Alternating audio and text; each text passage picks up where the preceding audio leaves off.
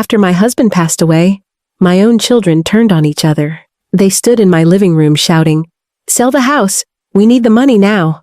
I sat quietly, letting them argue, because they had no idea about the other account. Weeks later, when the lawyer showed them the balance, their faces changed in a way I will never forget. Before I tell you what happened next, make sure you subscribe to the channel and comment below where you're watching from. My name is Margaret Hayes, but most people call me Maggie. I am 62 years old, a retired teacher's aide, and recently a widow. My husband Richard and I were married for nearly 40 years. He was a hard-working contractor, steady and dependable, the kind of man who carried the weight of our family on his shoulders. When he passed, a part of me went with him. The house we shared holds every memory of our lives together. It is where I brought Ethan and Sophie home as newborns, where birthdays were celebrated, and where my husband and I built our life side by side. The creak of the floorboards, the smell of the kitchen after Sunday dinners, even the sound of the old clock in the hallway, it all reminds me of him. For me, the house is more than wood and brick. It is a piece of my heart. My son Ethan is 34. He is practical, determined, and always thinking about the future. He has a good job, but with the stress of raising his own family and managing expenses, he often worries about money. My daughter Sophie is 31. She has a gentle heart, but has had her share of struggles. After her divorce, she has been fighting to stay on her feet financially while caring for her little girl. I had hoped that Richard's passing would bring Ethan and Sophie closer together, that they would lean on each other and on me as we adjusted to our new reality. But grief is unpredictable. Instead of drawing them together, it began to pull them apart. At first, it was little comments, Ethan suggesting the house was too much for me, Sophie insisting we keep it for the memories. Then the comments grew louder until they turned into full arguments. I remember Clara, my younger sister, pulling me aside after one visit. She said, "Maggie, grief changes people. Be ready for anything." I nodded, but I didn't want to believe her. I wanted to believe my children would do the right thing. I stayed quiet through it all, not because I agreed with them, but because I carried a secret. Long before he passed, Richard and I made a decision together. We opened another account, one neither of the kids knew about. He said to me, "One day they'll need this, Maggie. Don't tell them until the time is right." I honored his wish, holding on to that secret even as my children stood in my living room yelling about money. I knew the time was coming when I would have to reveal it, but I also knew the moment had to be chosen carefully. The first time my children argued about the house, I thought it would pass. We were all still raw from Richard's death, and emotions often spill over when grief is fresh. But instead of softening with time, the arguments grew sharper and more bitter. One Sunday afternoon, not long after the funeral, Ethan and Sophie came over for dinner. I cooked a roast, hoping that sitting together around the same table would bring us some comfort. For a while, things seemed normal. We ate, we shared stories, and we laughed quietly about Richard's old habit of falling asleep in his recliner during movies. But the peace didn't last. As we cleared the plates, Ethan leaned back in his chair and said, "Mom, we need to have a serious talk. This house is too much for you to manage. You should sell it while the market is strong." Sophie set her fork down a little too hard. "Ethan, are you kidding me? Dad built this home with his own hands.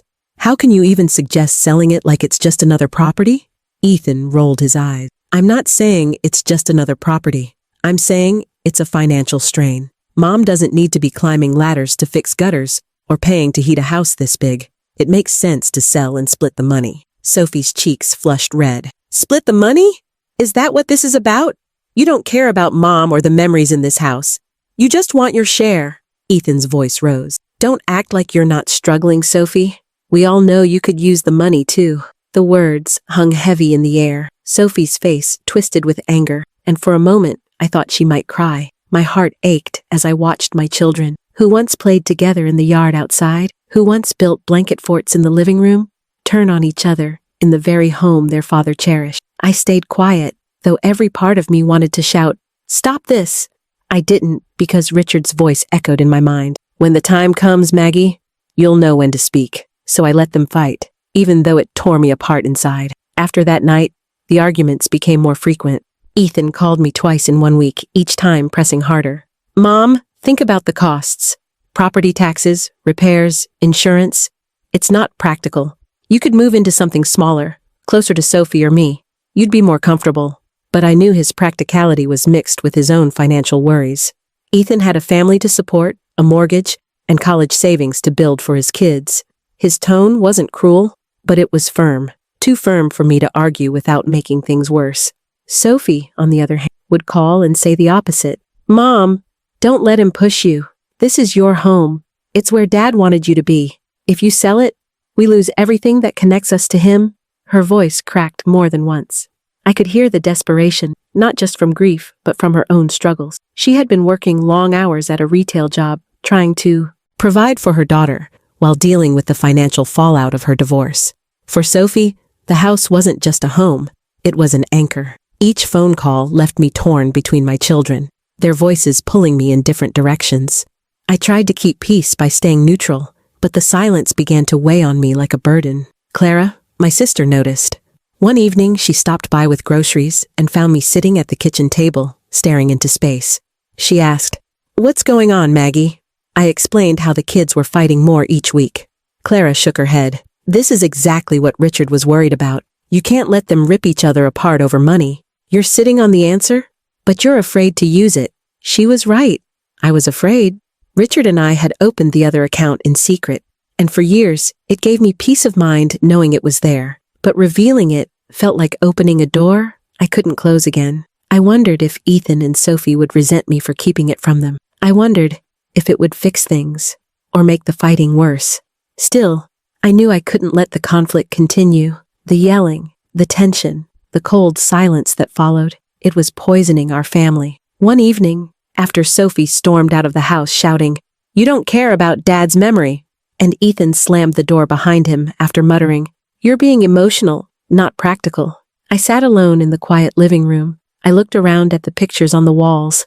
Our wedding photo, Ethan in his high school football uniform, Sophie at her piano recital, Richard holding his granddaughter in the backyard. All the love and history this house carried was more valuable than money, but my children couldn't see that right now. I knew then that Richard's words had reached their moment of truth. It was time. The secret could no longer stay hidden. The other account, the one we had saved for years, had to be revealed, but not in anger, not in the middle of another shouting match. It had to be done in a way that would make them stop, listen, and truly understand. And that meant calling Mr. Whitman, the lawyer who had been with us for decades. The night after Ethan and Sophie's last argument, I sat in the living room long after the house had gone quiet. Their voices still echoed in my ears. Ethan accusing Sophie of being emotional, Sophie accusing Ethan of being greedy. The walls that had once carried laughter and love now seemed heavy with anger. I stared at the photo of Richard on the mantel, his steady smile frozen in time, and whispered, "I don't know how to fix this, but I think you do." That was when I remembered the last serious conversation Richard and I had before his health declined. We had been sitting on the porch swing one summer evening, watching the sun go down. His hand rested on mine, strong, but already tired. He said, "Maggie, I know the kids love us, but when I'm gone, they might lose sight of that love. Money can change people. That's why I set aside that account. Don't mention it until you feel you have to. Use it to remind them what really matters." I had held on to his words like a promise, but now, watching my children fall apart, I realized the time had come. My silence wasn't protecting them anymore. It was making things worse. The next morning, I called Clara. She came over right away, sitting across from me at the kitchen table as I poured us both coffee. My hands trembled as I spoke. "Clara, I think I have to tell them about the account. I can't stand watching them fight anymore." Clara nodded firmly. "It's time, Maggie. You've carried this burden alone long enough. But don't just blurt it out in the middle of another shouting match.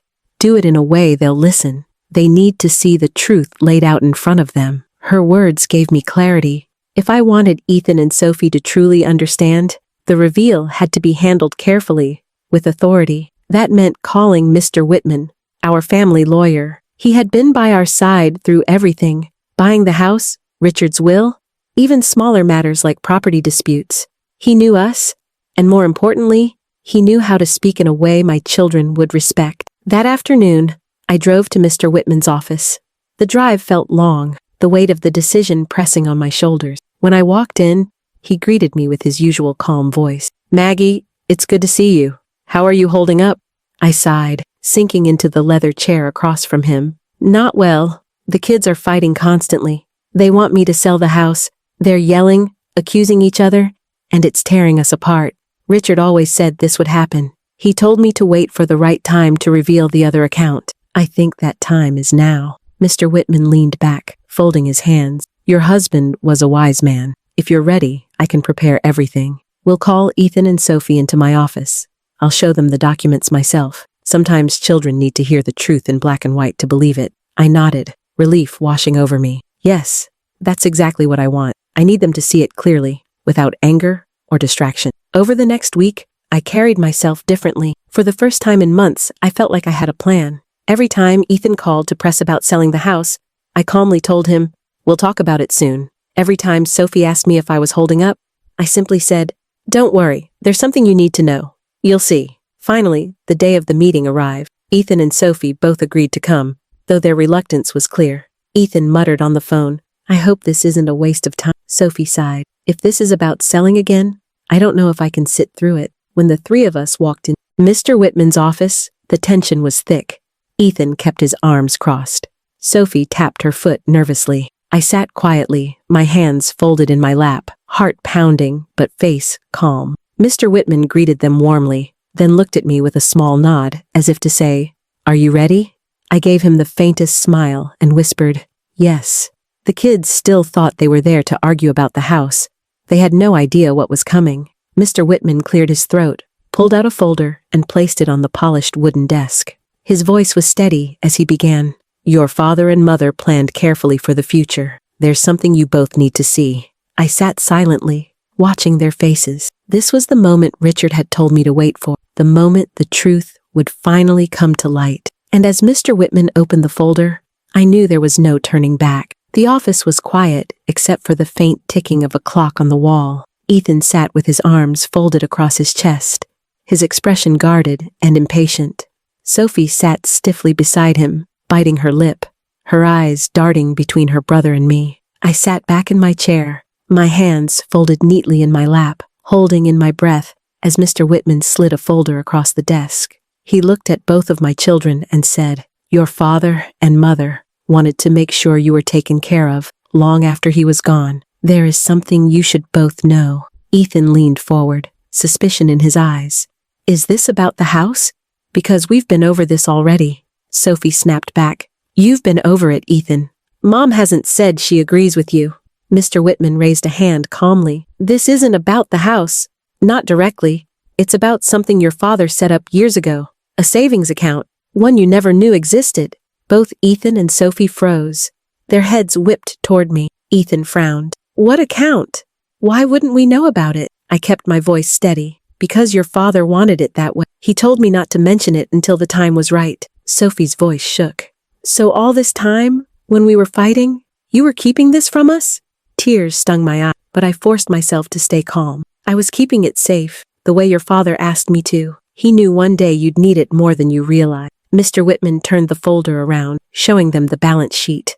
The number was there in black and white, clear as day. The account held nearly $300,000, money my husband had carefully saved and invested over the years, quietly growing, quietly waiting for this very moment. The room fell into stunned silence. Ethan blinked rapidly, leaning closer to make sure he was reading it correctly. Sophie's hands flew to her mouth as tears welled up in her eyes. Ethan finally whispered, $300,000? Dad saved this? All this time? Mr. Whitman nodded. Your father wanted to make sure you and your mother would always be secure. He was a practical man. He worried about the fights that money often causes after a parent passes. He left clear instructions for when this account should be revealed.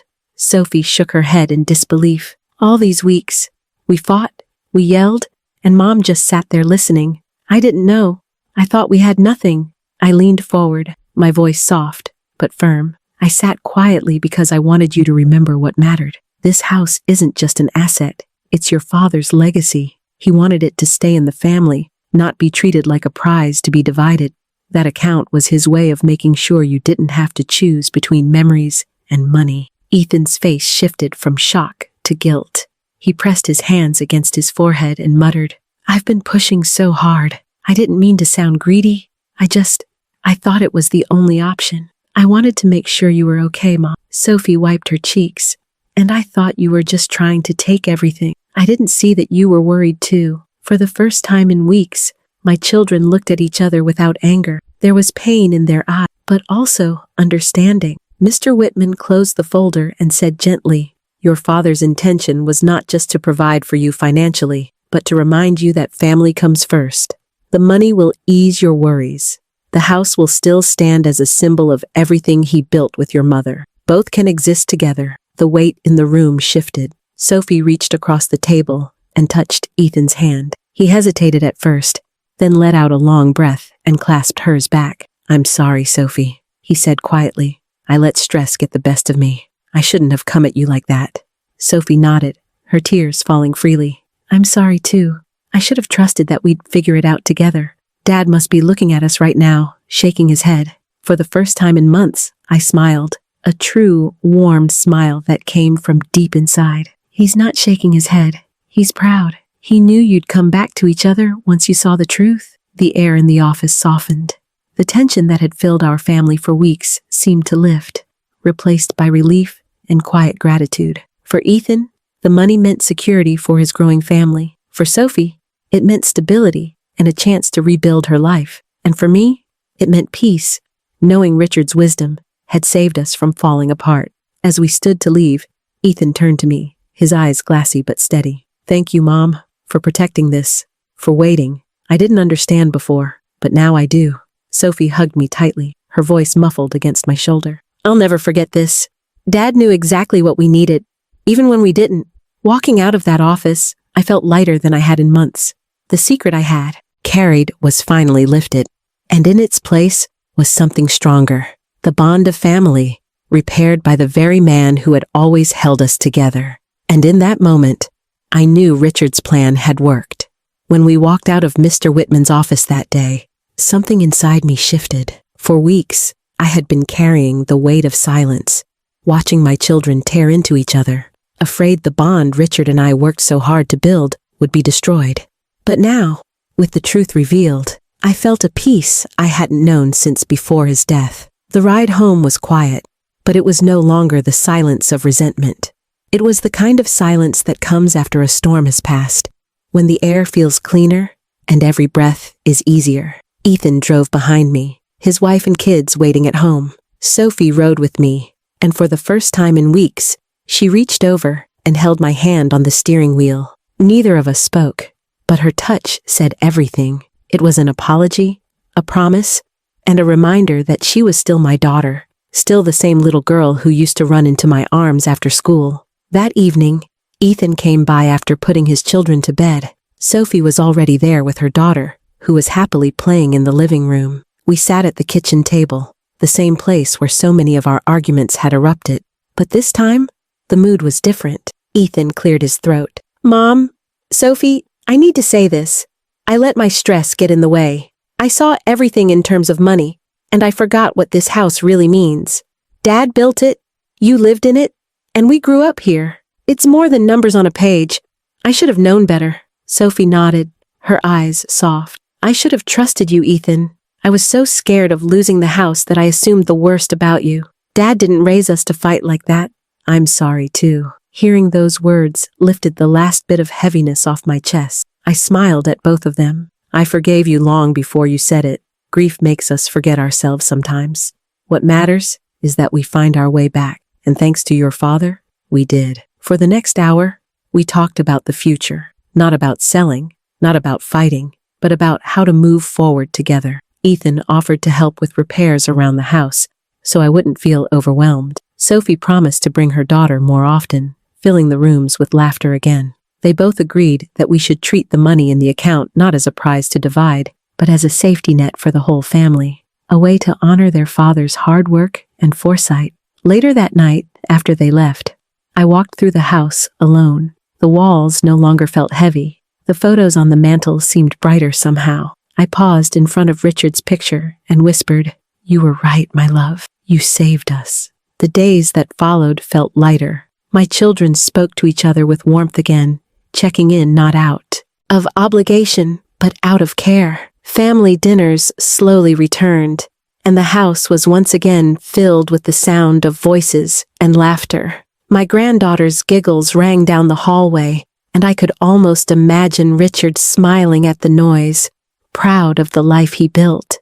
The greatest lesson I learned through it all was this: money has power, but it should never have the power to divide family. My children thought the house was the only thing left, and in their fear and grief, they forgot that love and history are worth more than dollars. Richard knew that. That's why he saved quietly, planning for the moment when we would all need a reminder of what truly matters. I also realized something about myself. For weeks, I thought staying silent was the right choice, that it was better to keep peace than risk more conflict. But silence can be heavy, and sometimes it allows hurt to grow unchecked. Speaking up doesn't always mean raising your voice. Sometimes it means choosing the right moment, with the right words, to let the truth shine through. Looking back, I don't regret waiting. I think Richard was right. If I had told them too soon, they might not have understood. But when the fighting reached its breaking point, that's when the truth mattered most. It didn't just solve a financial problem. It reminded my children of who they were and who their father raised them to be. Now, every time I sit on the porch where Richard and I once talked about the future, I feel his presence. I hear his voice in the wind, steady and reassuring. And I know that even in death, he gave us one last gift. Not just money, but unity. To anyone listening to my story, I want you to remember this. Houses, cars, bank accounts, those things can be replaced. What cannot be replaced is the love of a family. Protect that with everything you have, because at the end of the day, that's the true inheritance. Thank you for staying with me until the end of my story. If it touched your heart, please subscribe to my channel and tell me in the comments where you're watching from. I'd love to hear your thoughts.